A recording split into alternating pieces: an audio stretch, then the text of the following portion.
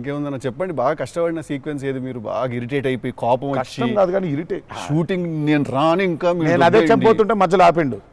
నీ మ్యాటర్లోకి వచ్చింది ఆ మేనిఫెస్టేషన్. నువ్వు వచ్చినావు మళ్ళీ ఆయన అక్కడి నుంచి ఎక్కడ డ్రై లైఫ్, నువ్వు హైలైట్ లైఫ్ డ్రై లైఫ్ లో వెళ్తుంది ఇక్కడ మొత్తం. అది అట్లా కాదు, కరెక్ట్. ఎక్కడ ఉన్నాం? గోవాలో ఫ్రస్ట్రేషన్ వచ్చేసి బీపీ పెరిగిపోయింది. నాకేందంటే అది నువ్వు అన్నావు కదా మేనిఫెస్టేషన్, ఇట్లాంటివి గలీజ్ పనులైనా అయితాయి నాకు. వేడి చచ్చిపోతున్నాము, సముద్రంలో అలా నవ్వుకుంటూ ఉండాలి, కానీ వేడి దొబ్బేస్తుంది. అంటే ఇంకా పైన అట్లా అట్లా లిట్టలు కట్టుందంటే వర్షం, ఇక నిప్పుల వర్షం కురిపిస్తుంది సూర్యుడు పైకి.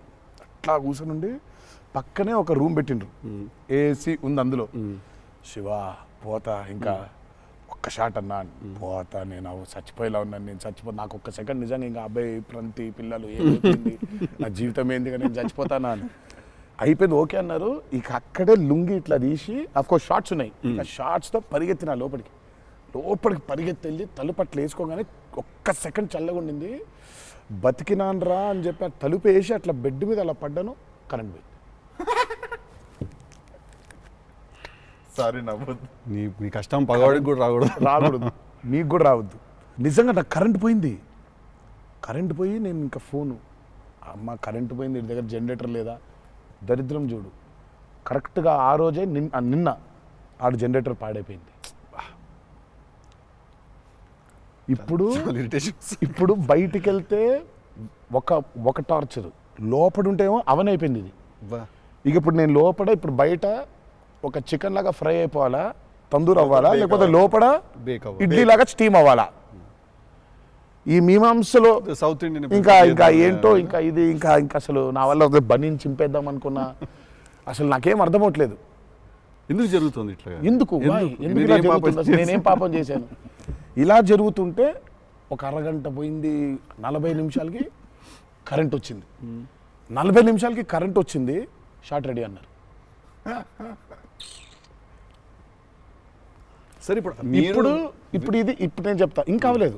ఇప్పుడు ఇది ఎంతసేపు అవుద్ది వేడి, ఇది చల్లబడాలి కదా, ఇది చల్లబడేలోపు టైం లేదు.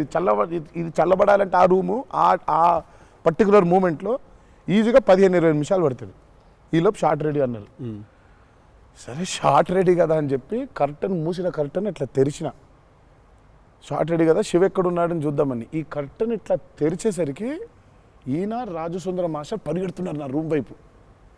నాకు అర్థం కావట్లేదు వీళ్ళు దేనికి ఇట్లా పరిగెడుతున్నారని. అక్కడ చల్లగా ఉంది వద్దామేమన్నా. వచ్చిన తర్వాత చూస్తే అప్పుడు ఆయన చెప్తాడు స్టోరీ ఏంటో. సార్ మాది వేరే, అందరం భోజనం చేస్తున్నాం, ఆ చెమటలతోనే ఇది అయింది, కరెంట్ లేదు, బయట కాలిపోతుంది, టెంట్లో కూడా బ్లాక్ క్లాత్ టెంట్లు అయ్యి తగులుతుంది, అసలు వేడి ఇటు నుంచి వస్తుంది, అలా ఉంది.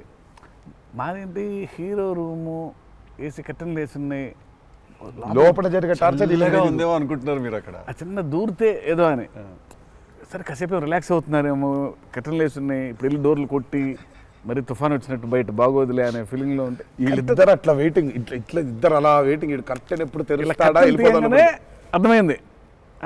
చిన్న ఉన్నారు, చూస్తున్నారు మనల్ని, పరిగెత్తుదాం లోపలికి ఏసీ కోసమని వచ్చాడు. ఎక్కడికన్నా చచ్చిపోతున్నా అన్న, అయిపో అవ్వట్లేదండి, ఇక్కడ కూడా అట్లాగింది పరిస్థితి, ఏం పెద్ద లేదు, రండి ఇదే ఇంత వేడిగా ఉంది అన్నాడు.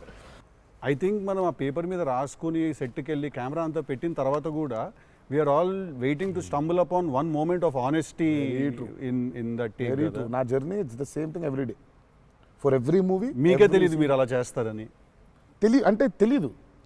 అక్కడ కరెక్ట్గా వెళ్ళే ముందు ఒకటేదో దొరుకుద్ది. కరెక్ట్. ఇప్పుడు మామూలుగా దేవరాలు ఉంది, వర ఎలా ఉండాలో ఒక ఐడియా ఉంది, ఇప్పుడు దేవర ఎలా ఉండాలో దొరకట్లేదు నాకు.